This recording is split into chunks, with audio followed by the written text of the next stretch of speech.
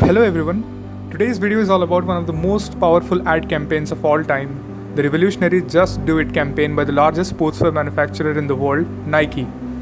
We will also look at another super brand that became the industry leader in its segment by using the same principles as Nike. The story goes like this. Gary Mark Gilmore was an American criminal who was charged with the murder of two men in the year 1976, which he had admitted to committing in Utah. Back then, the death sentence was considered cruel and therefore unconstitutional in the United States. But he demanded the implementation of his own death sentences and thus became the first man to be executed in the US since 1972. When he was asked for any last words, he simply replied, "Let's do it." Years later, these words inspired Dan Wieden, founder of Wieden Kennedy, which is Nike's primary advertising agency. That gave birth to one of the most iconic ad campaigns, Nike's 1988 Just Do It campaign. The Just Do It campaign allowed Nike to further increase its shares in the North American sports shoe business from 18% to 43%. The worldwide sales went from $877 million to $9.2 billion between 1988 to 1998. The slogan "Just Do It", coined by Dan Wieden, was chosen by Advertising Age as one of the top 5 slogans of the 20th century. Unlike many other brands out there in the world, neither the iconic shoes nor the Just Do It campaign mention anything about Nike and its brand purpose. So the question is, how were they able to capture such a huge portion of the market through an ad campaign that has little to do with what Nike is and what it does as a brand? Well, one of the very first television ads of this campaign featured an 80-year-old marathoner, Walt Stack, who ran 17 miles every morning. I run 17 miles every morning.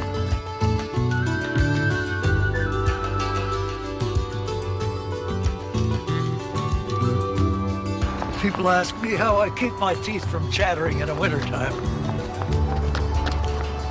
I leave them in my locker.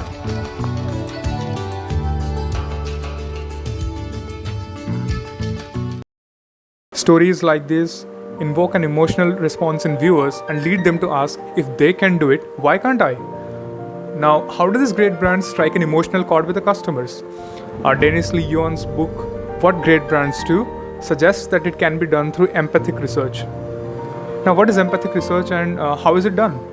So, empathic research is a tool that all big brands use to identify what brings them their customers and what the customers expect from them as a brand.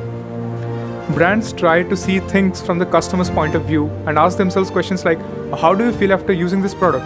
What makes you buy or use them? How does it satisfy your needs? Brands dive deep into the lives of customers. They try to figure out what drives their customers, not just to buy apparels like Nike, but in general. The Just Do It campaign was so successful that people began to contact Nike with their personal stories, how they quit their tiring 9-to-5 jobs, adopted healthier lifestyles, and ventured out on their own. Nike's customer segment includes athletes as well as commoners like you and me. Their ads target the athlete in you and me, which they do by featuring common people with extraordinary stories in their advertisements.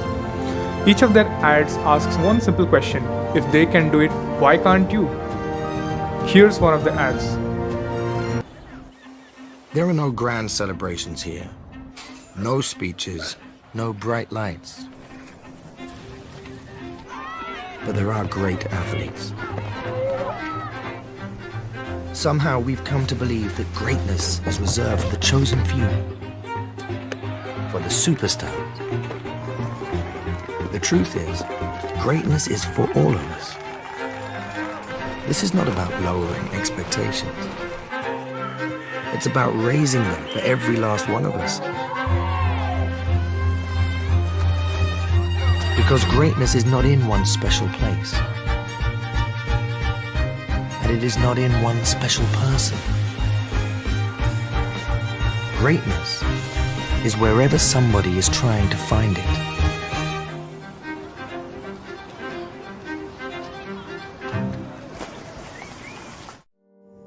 The other brand that we talked of at the start of the video is Pampers. From a $3.4 billion industry in 2001, they grew to such an extent that they became the biggest asset for Procter & Gamble and captured a huge portion of the market from market leaders, Huggies. So what did Pampers do? They took a deep dive into the lives of their customers. They tried to figure out what drives mothers to buy diapers. Well, for them and their competitors, it was all about dryness. Pampers conducted research on how dryness helps the baby and found out that it helped them sleep better, which is essential for the growth and development of the baby. They turned this fact into the foundation of the brand and fundamentally shifted from dryness to better sleep. They also changed the male-dominated culture in the company and changed everything to attract mothers. The brand value of Pampers was changed to align with that of the parents. P&G also changed some of their policies, like the 2-year rotation policy that the staff went through going from one brand to the other. They also hired people who were passionate about babies. They aligned their corporate social responsibility and worked with UNICEF about baby development, and also ventured into other baby products apart from diapers. They also built a website called Pampers Village to interact with mothers.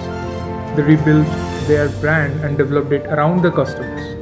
So people, the one important lesson that every brand can learn from these 2 case studies is create and develop products around your customers and align the brand motto and values according to your customers. Which reminds me of Peter Drucker, who said, "The customer rarely buys what the business thinks it sells." This is all from my side. Hope you enjoyed the video. See you in another video with another such interesting story. Until then, take care.